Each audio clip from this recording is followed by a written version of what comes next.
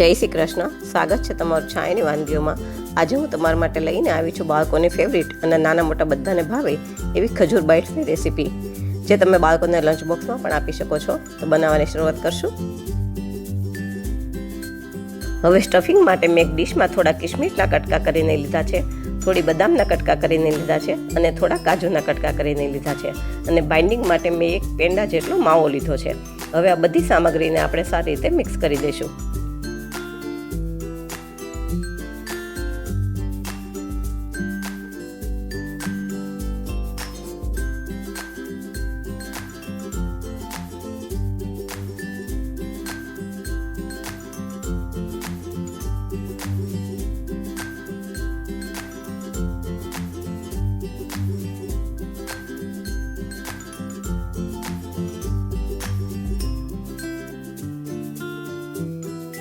હવે મેં આમાં 15-20 જેટલા ખજૂર લીધા છે.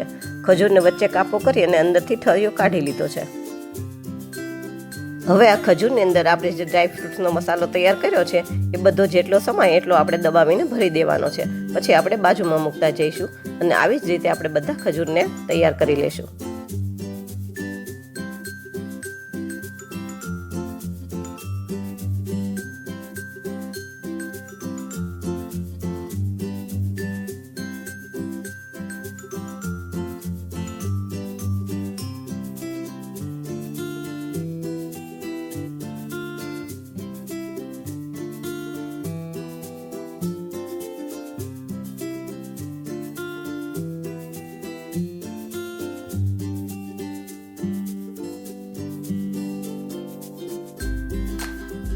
હવે આપણે બધા ખજૂર ભરાઈને તૈયાર થઈ ગયા છે.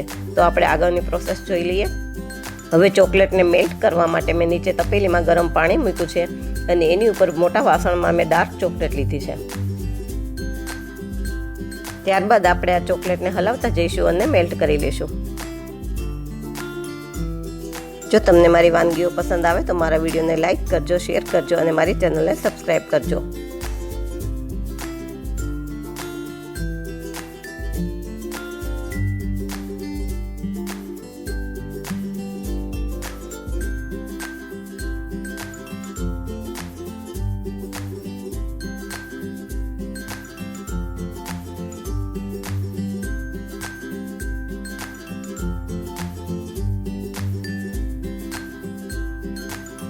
હવે પાણી ગરમ જ છે એટલે મેં ગેસ ઉપર જ રહેવા દીધું છે અને આપણે જે ખજૂર તૈયાર કરીને રાખ્યા છે એને આપણે ચોકલેટમાં સરખી રીતે ડીપ થઈ જાય એ રીતે કોટ કરવાના છે.